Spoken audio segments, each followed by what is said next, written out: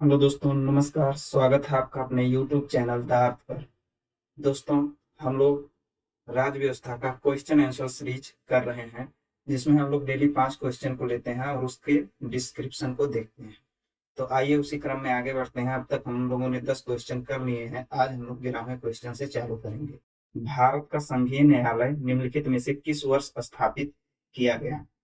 तो इस क्वेश्चन का आंसर आप लोगों को पता चल गया होगा, क्योंकि इसका आंसर हम इसके पिछले वाले स्लाइड में, जहां पर 1935 का अधिनियम बताए हैं, वहां पर बताए हैं। आप लोग देख सकते हैं, ये है 1935 का अधिनियम, और यहाँ पर हम बताए हैं कि संघीय न्यायालय की स्थापना की गई।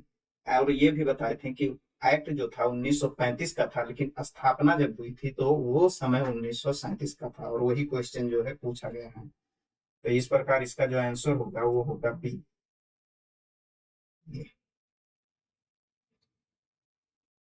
अगला क्वेश्चन देखते हैं। केंद्र में द्वैध शासन किस अधिनियम के अंतर्गत स्थापित किया गया? दोस्तों, इस बात की भी चर्चा हम 1935 के अधिनियम में किए थे। तो फिर से हम जाएंगे पिछले स्लाइड पर और वहां पर देखेंगे कि 1935 के अधिनियम में इसका चर्चा कहां पर हुआ है। ये देखिए, यहाँ पर 1935 का अधिनियम है, और इस अधिनियम में बताए थे कि प्रांतों से जो है द्वैध शासन को समाप्त कर दिया गया था।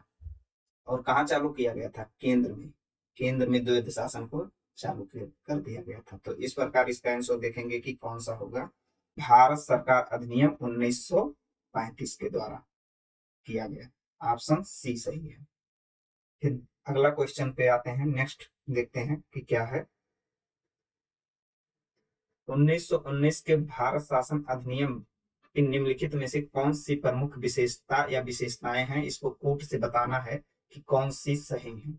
तो पहला देखते हैं, प्रांतों में कार्यकारिणी सरकार में द्वैध शासन व्यवस्था चालू किया गया 1919 में। और दूसरा कह रहा है, मुसलमानों के लिए पृथक सांप्रदायिक निर्वाचक मंडल की व्यवस्था की गई।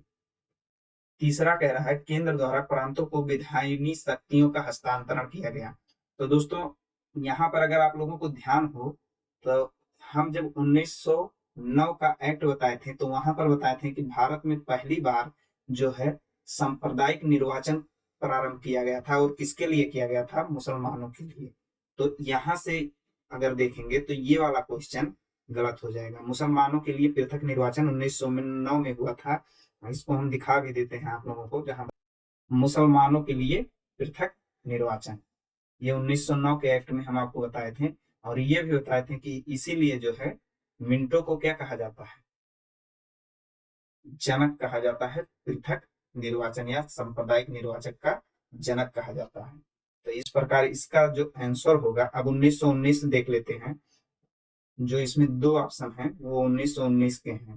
तो यहाँ पर देखिए, प्रांतों में द्वैध शासन, ये बताए थे हम, प्रांतों में द्वैध शासन 1919 से किया गया। और इसमें तीसरा ऑप्शन है, वो है कि शक्तियों का हस्तांतरण किया गया केंद्र और पर उसमें केंद्र से राज्य को। तो देखिए, यहाँ पर किया गया था केंद्र से जो है दो सूचियां इसमें बनाई गई थी, और उन सूचियों में क्या किया गया था बताए थे इसको, कि दो सूची बनाई गई, एक केंद्रीय और एक प्रांतीय सूची, और शक्तियों का जो है बंटवारा कर दिया गया। यानी जो शक्तियां केंद्र के पास केवल थी, अब उसमें से कुछ शक्तियां किसको दे दी गई? प्रांत को, और कुछ राज्य को। तो इस प्रकार तीसरा सही है, पहला और तीसरा सही है। तो हमारा यानी केवल 1 और 3 सही है। अगला क्वेश्चन क्या है, में से किसने ब्रिटिश भारत में प्रांतीय स्वायत्तता शुरू की? तो इसका आंसर अभी हम लोग देखे हैं कि किसने शुरू की। तो आइए फिर से हम उसी पर चलते हैं, और 1919 में देखेंगे कि प्रांतीय स्वायत्तता कहाँ पर चालू किया गया। तो यहाँ पर हम देखेंगे कि प्रांतों को जब शक्तियां दी गई, तो यहीं से प्रांतीय स्वायत्तता का शुभारंभ होता है, और यहीं से जो है प्रांतीय स्वायत्तता चालू होती है। तो इस प्रकार इसका जो आंसर होगा वो भारत सरकार अधिनियम 1919, ये इसका आंसर होगा, आंसर डी। अगले क्वेश्चन पर चलते हैं, जो आज का हमारा अंतिम क्वेश्चन है। उस पर, भारतीय विधान पालिका प्रथम बार द्विसदनीय बनाई गई। तो पहली बार कब बनाया गया द्विसदनीय? यहाँ पर देखेंगे, भारत द्विसदनीय व्यवस्था चालू किया गया जैसे क्या था, लोकसभा और राज्यसभा, ये कहाँ पर किया गया था? 1919 भारत सरकार अधिनियम, वहां पर पहली बार जो है भारतीय विधान पालिका को द्विसदनीय बनाया गया था। तो इस प्रकार दोस्तों आज का 5 क्वेश्चन समाप्त होता है। अगर हमारा सीरीज आपको पसंद आ रहा है तो हमारे चैनल को लाइक, शेयर और सब्सक्राइब कीजिए।